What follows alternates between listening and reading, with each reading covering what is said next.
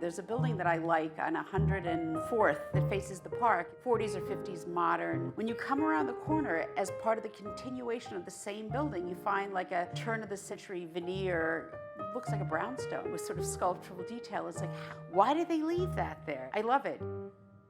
One of the things that may distinguish me from other people is just my obsession with sort of the history of New York. I love the fact that in older buildings you have windows going down a hallway. If you think of the most modern buildings, developers usually want to maximize the space, and so they wouldn't put windows in hallways. And in the oldest buildings, there's light coming in, and it creates a much nicer atmosphere. And sometimes you can see in hallways where it wasn't an original configuration, and you see it sometimes in the floor tile where they were trying to patch it when they changed the way apartments were laid out. You can see that the tile is not the same pattern. They obviously in 1930-something could not get the same tile that they had in 1911, so they tried to fake it, but it's not the way it was originally.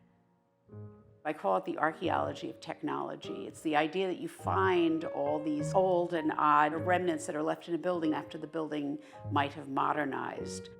There's a metal box that you see in buildings up until late 1920s. I used to put my onions and potatoes there because it's cooler than the kitchen, and I always thought that that's really what it was for. And what they really were about is that you'd put your scraps in this box, and then in the morning you could dispose of it. No one ever wants to think that it has to do with garbage. It's much more romantic to think it was like a storage space.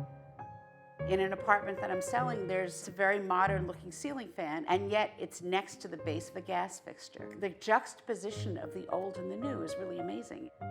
There's one building I've been selling in that's called Buckingham Palace.